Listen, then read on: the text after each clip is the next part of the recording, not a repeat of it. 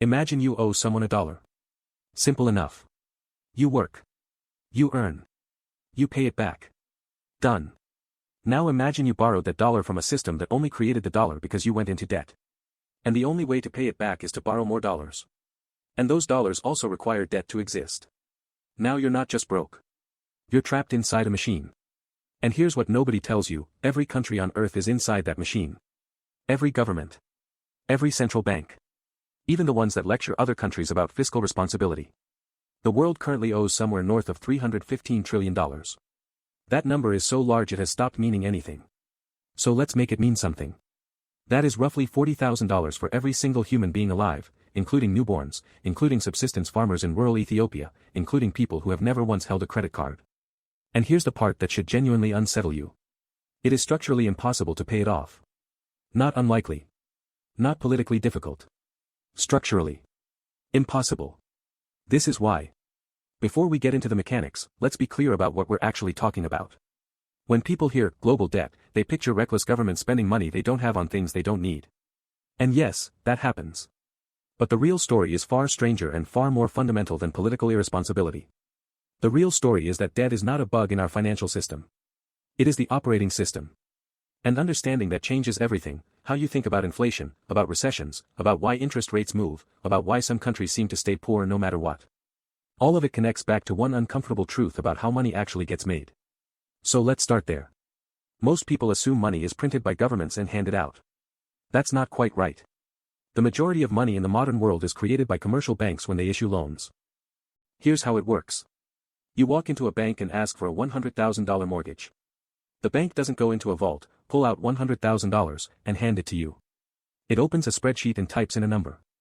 $100,000 appears in your account. It did not exist before that moment. The Bank of England confirmed this in a 2014 research paper. They said, and I'm paraphrasing, banks create money in the form of deposits when they make loans. They are not intermediaries recycling existing money. They are manufacturers of new money. So money is born as debt. Every dollar, every euro, every rupee, somewhere in its history, it came into existence because someone borrowed it. And when loans are repaid, that money is destroyed. It vanishes back out of the system. This is not a conspiracy theory. It is accounting. Now here's where it gets structurally interesting. When a bank creates $100,000 through a loan, it also creates an obligation to repay, say, $130,000 over time with interest. But it only created $100,000. The extra $30,000 in interest. That money doesn't exist yet. It has to come from somewhere. And the only place it can come from is more borrowing. More loans. More money created. More debt added to the system. You see the problem. To service existing debt, you need new debt. And that new debt comes with its own interest. Which requires even more new debt. The system does not have an off switch. It has a growth requirement. Economists call this the expand or die dynamic. The entire architecture of modern credit-based money demands perpetual expansion.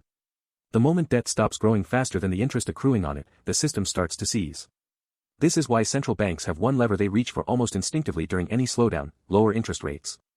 Make borrowing cheaper. Encourage more debt. Keep the machine running. It is not a fix. It is a deferral. Let's zoom in on sovereign debt, what governments owe. The United States currently carries roughly $34 trillion in national debt. The interest payments on that debt, just the interest, not touching the principal, are now running at over $1 trillion a year. For context, that is more than the US spends on the military. More than Medicaid. One of the single largest line items in the entire federal budget, and it is just the cost of standing still. Now, could the US simply decide to pay off its debt? Just run surpluses for a few decades and chip away at it? In theory, yes. In practice, consider what happens. To run a surplus, the government must collect more in taxes than it spends. Every dollar it collects is a dollar removed from the private economy. Every dollar it uses to repay debt is a dollar destroyed, because remember, paying back loans extinguishes money. A sustained, serious effort to pay down national debt would shrink the money supply, slow the economy, raise unemployment, and likely trigger a recession severe enough that the government would be forced to start borrowing again just to respond to the crisis it created by trying to stop borrowing. The United States has come close to paying off its national debt exactly once. In 1835, under Andrew Jackson. Within 2 years, the country was in one of the worst depressions in its history. That was not a coincidence. Every few years, a politician stands at a podium and promises to pay down the debt. The crowd applauds. The promise is made. Nothing happens. And cynics assume it's because politicians are spineless, or bought, or distracted. But the more unsettling explanation is that some of them actually understand the system. And they know that a country which tried in earnest to eliminate its debt would not emerge victorious and debt-free on the other side. It would emerge with a collapsed economy and far more debt than it started with, because it would have had to borrow massively to recover. So the political conversation about debt is, in large part, theater. What actually happens, what has always happened, is that governments manage their debt, not eliminate it. They try to keep it growing slower than the economy. They refinance at lower rates when they can. They inflate it away subtly over time by letting prices rise, which makes old debt worth less in real terms. Inflation, in this sense, is not just an accident of bad policy. It is occasionally a deliberate tool for making debt more manageable without actually paying it off. The quiet trick is that a dollar borrowed in 1990 is much easier to repay with $2024 than it was with $1,990, because those $2024 are worth less. Creditors take a haircut they never agreed to. And nobody has to pass a law or hold a press conference. This is not just an American story. Japan's debt is over 250% of its GDP. The country has been managing that number for decades, and the economy has not collapsed, which tells you that debt-to-GDP ratios are more about perception and confidence than hard limits. Developing nations face a different version of the same trap. Many borrowed in US dollars, which they cannot print, at interest rates set by institutions they do not control. When the dollar strengthens, their debt grows heavier in local currency terms. When rates rise in Washington, their repayment costs spike. They are inside the machine, but they don't have a hand on any of the controls. This is why debt relief for the poorest countries is so politically charged. Forgiving it feels generous. But structurally, it might simply be acknowledging that the design of the system made repayment functionally impossible from the start. And at the global level, when you add up all the debt, government, corporate, household, you find something almost poetic in its absurdity. The world, as a whole, owes the debt to itself. And debtors are both human beings on the same planet.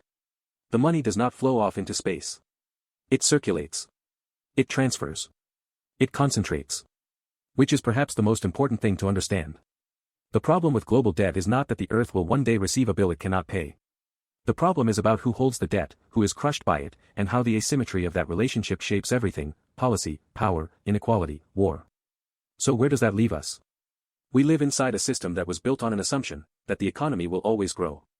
That there will always be more output, more productivity, more people borrowing more money to build more things.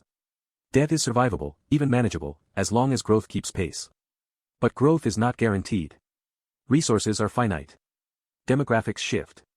Productivity gains slow down. And nobody in any position of real authority has a serious answer to what happens if the machine stops expanding. Because the machine was not designed to stop. It was designed to run forever. The optimists will tell you we'll grow our way out of it. We always have. Technology will save us. Productivity will surge. Some new industry will emerge that nobody predicted, and the numbers will start to make sense again. Maybe. The skeptics will tell you the math is the math. That you cannot borrow forever. That there is a reckoning coming, not next quarter, maybe not this decade, but eventually. That the distance between now and the reckoning is just a function of how much trust remains in the system. Both groups have been making their arguments for a century. So far, the machine is still running. The real question is not whether the world will ever pay off its debt. It won't. The real question is, what happens to the people at the bottom of the pile when the cost of keeping the machine running gets passed down, as it always does, to the ones who can least afford it? That question does not have a comfortable answer.